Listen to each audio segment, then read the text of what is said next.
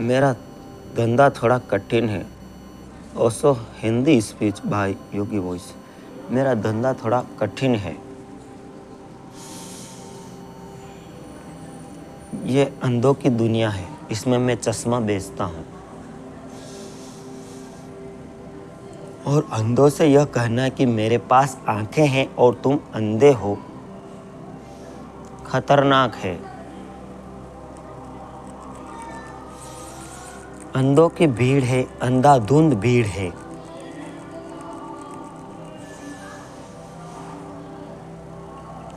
और कोई अंधा आदमी यह पसंद नहीं करता कि उसे कोई अंधा कहे। Video sponsor Dwarkadhish electric and power tools. जबकि उसका बहुमत है। सह प्रायोजक मन मंदिर कला मंदिर वस्त्रालय गुलाब ग्लोरी स्कूल फतेहनगर कि अपने को आंख वाला कहे, उसको अंधा कहे, जबकि उसका बहुमत है। वैसा हुआ साउथ अमेरिका के एक छोटे से पहाड़ी इलाका में 300 लोगों का एक कबीला था।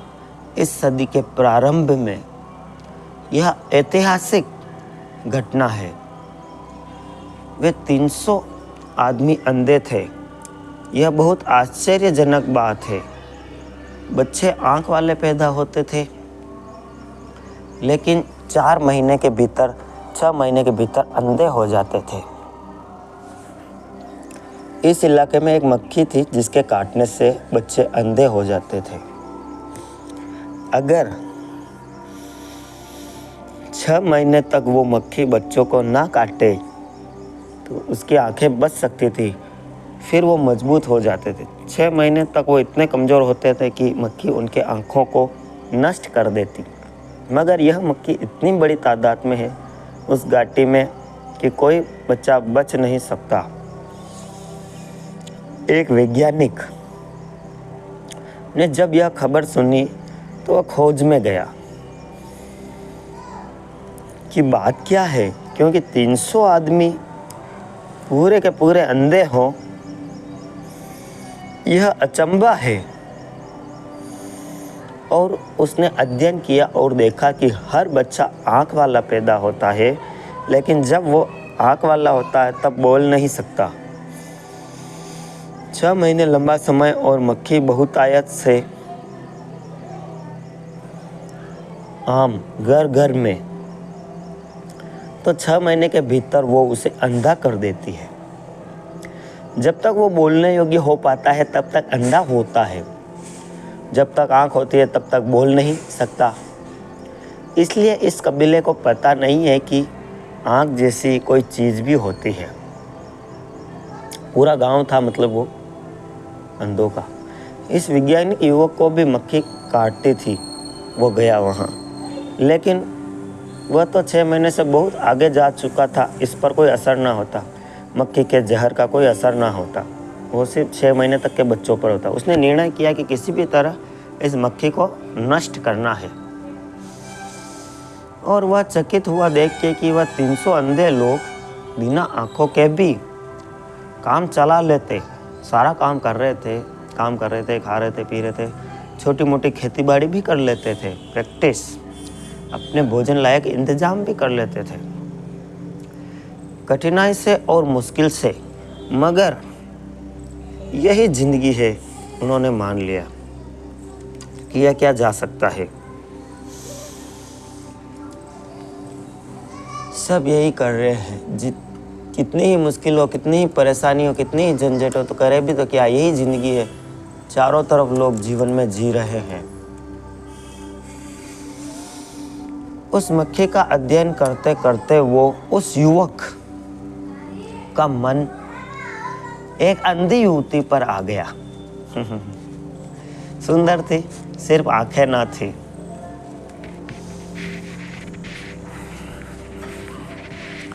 कबीले के प्रमुख ने उस युवती से शादी करने की प्रार्थना की।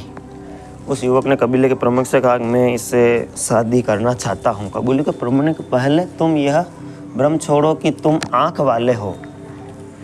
क्योंकि आँख क्या है उस गांव में किसी को पता नहीं था, क्योंकि यह बात ना देखी गई ना सुनी गई। यह झूठी बातें छोड़ दो।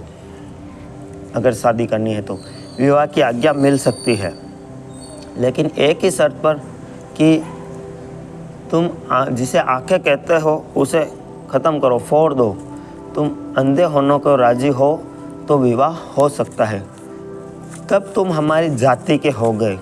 तुम सोच लो, अगर तुम आंखों वाले ही रहना चाहते हो तो हमें माफ़ करो भैया, तुम किसी और दुनिया के आदमी हो, हमारी जाति के नहीं। कल सुबह अपना निर्णय बता देना। रात भर वह सोचता रहा कि क्या करे, क्या आंखें गवा दे, मगर इन्हीं आंखों के कारण उसने स्त्री के सौंदर्य को देखा था, वह दीवाना हुआ था। यह इन्हीं आंखों की देन तो है कि उसने सौंदर्य को देखा। इन्हीं आंखों को गवा दे, वह स्त्री सुंदर है, कुरूप है, क्या फ़र्क पड़ता है। सुबह होने के पहले निर्णय करना था। सूरज उगने के बाद वह उठा, खड़ा हुआ, जितनी तेज़ी से भाग सकता था भागा। कबीला उसका पीछा कर रहा था। Dwarkadhish electric and power tools, Fatehnagar, ward 14। सभी प्रकार के फर्राटे, fan, cooler, spare, ICU, Orient, पंखे, सिगड़ी, सभी प्रकार की कूलर मोटरें के होलसेल विक्रेता। Power tools, spare parts, fridge, AC parts, bulb, tube light एवं सब तरह के मिक्सर होलसेल रेट पर। Dwarkadhish electric and power tools, Changedi road, Fatehnagar. आपकी अपनी शॉप। पकड़ो उसे, भाग न जाए, क्योंकि वह बाहर जाकर लोगों को यह झूठी खबर देगा कि मैं आँख वाला हूँ और दूसरे लोग अंधे हैं। उस वैज्ञानिक ने ही दुनिया को खबर दी। दूसरे वैज्ञानिक गए, धीरे धीरे मक्खी को समाप्त कर दिया। अब बच्चे वहाँ भी आँख वाले हैं। वह 300 लोग जो इस सदी के पहले चरण में आँख वाले थे, अंधे थे, मर चुके, बूढ़े हो चुके, समाप्त हो चुके। अब वो कबीला विलीन हो गया है। अब सब आँख वाले हैं। लेकिन अंधों के बीच यह कहना कि मैं ही अकेला आँख वाला हूँ, तुम अंधे हो, तो प्रॉब्लम होगी बॉस, अशोभनीय है। उनको धीरे धीरे समझाना होगा। अशिष्ट है। तुम्हारी बात मैंने समझी, लेकिन तुम भी मेरी बात समझो। You understand my language. मैं तुम्हारे साथ हूँ। I am with you. तुम सोए हो तब भी साथ हूँ, भला मैं जागा हुआ हूँ। आखिर सोए हुए आदमी के साथ जागा हुआ आदमी भी तो बैठा हुआ हो सकता है। यहाँ तक समझ में आया तो एक छोटा सा कमेंट करें प्यारे दोस्तों। सोए हुए आदमी में जागे हुए आदमी में फ़र्क ही क्या होता है? बड़ा ज़रा सा फ़र्क होता है। सोए हुए आदमी की आंख खुल जाए तो वह भी जाग जाए, हे वोका। लेकिन सोए हुए लोगों के बीच रह के यह बेहतर है कि तुम कम से कम यह ढोंग ही करते रहो कि तुम भी सोए हुए हो। यहाँ उन्हें नाराज़ मत करो। उनकी भीड़ है, उन्हें नाराज़ मत करो। उनका समाज है, उनकी दुनिया है, तुम अकेले हो। Video sponsor Dwarkadhish electric and power tools, Changedi road, Fatehnagar, ward 14। You are alone. और सवाल इसका नहीं है, दैट इज नॉट पॉइंट। सवाल इसका है, उन्हें जगाना है, इसलिए दुश्मनी पैदा नहीं करनी है, दोस्ती पैदा करनी है। इसलिए नहीं कहता हूं कि तुम अंधे हो, इसलिए कहता हूं कि हम अंधे हैं। We are blind. मगर वही कह सकता है कि हम अंधे हैं जिसके पास आंखें हो। अंधा आदमी तो यह भी नहीं कह सकता है कि मैं अंधा हूँ। Is not said I am blind. तुमने कभी शायद इस पर सोचा भी ना हो, या सोचा भी होगा तो गलत सोचा होगा। लोग समझते हैं कि अंधे आदमी को अंधेरा ही अंधेरा दिखाई देता है। तुम फिर गलती में हो, फिर गलती में हो। अंधे आदमी को अंधेरा भी दिखाई नहीं देता। अंधेरा देखने के लिए भी आंखें चाहिए। जिसने उजाले को पता है उसी को अंधेरे का पता है। तुम आंख बंद करते हो, तुम्हें अंधेरा दिखाई देता है क्योंकि तुम्हारे पास आंख है। रोशनी तुमने देखी है इसलिए अंधेरा भी दिखाई देता है। अंधे आदमी को कुछ भी दिखाई नहीं देता, उसके लिए क्या उजाला क्या अंधेरा। आंख भी नहीं है, ना अंधेरा ना रोशनी, दोनों एक ही सिक्के के पहलू है। वही सहानुभूति का पात्र है, वही करुणा और प्रेम का पात्र है। उसे आहिस्ता आहिस्ता जगाना है। उसकी आंखों पर ठंडे पानी के छींटे बहुत आहिस्ता आहिस्ता फेंकने हैं। उसे नाराज नहीं करना है। कोई सोया हुआ हो, तुम एकदम से जाके उस पर बाल्टी धोल दो, तुम्हारा शर्ट की कॉलर नहीं पकड़ लेगा और फर्क कुछ बड़ा नहीं।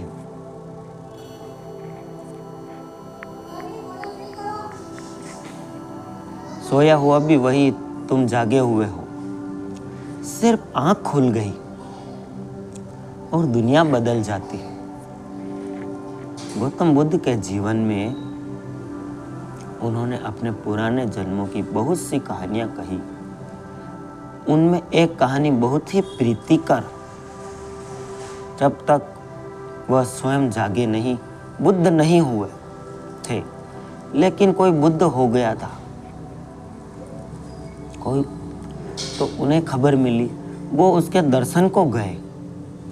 उन्होंने झुककर उनके चरण छुए, जो कि पूर्व की अद्भुत देन है।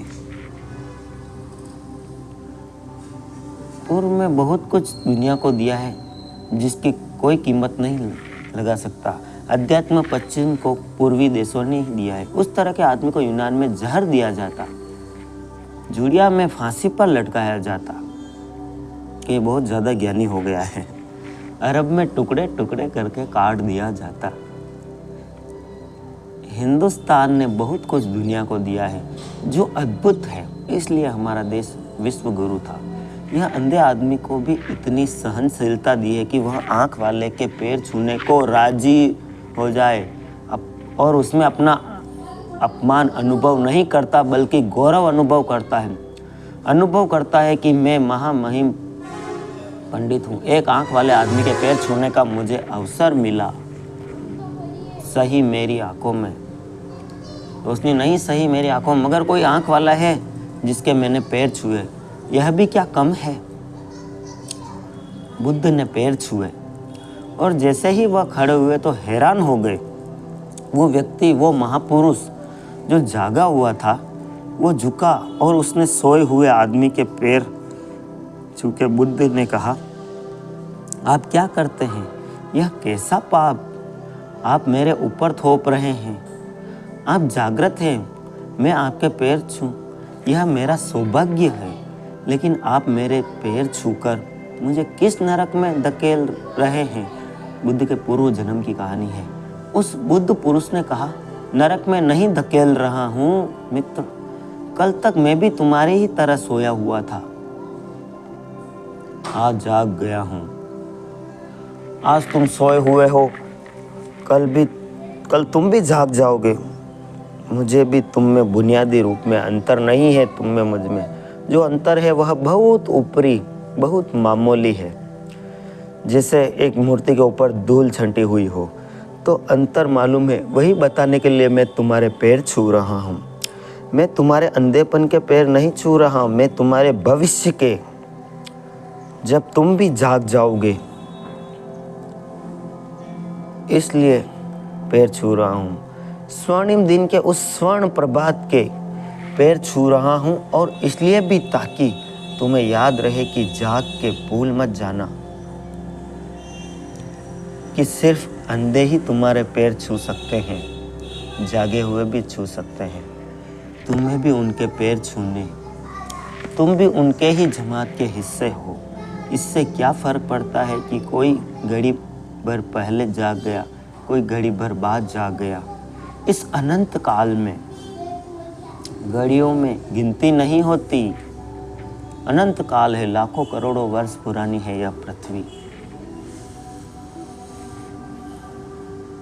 सब्सक्राइब करें आपका अपना चैनल 80 न्यूज़ एवं Dhyan Yogi, sponsor by Dwarkadhish electric and power tools. Video को यहाँ तक देखने के लिए आपका बहुत बहुत धन्यवाद। आपके अंदर बैठे परम पिता परमात्मा को प्रणाम करता हूँ।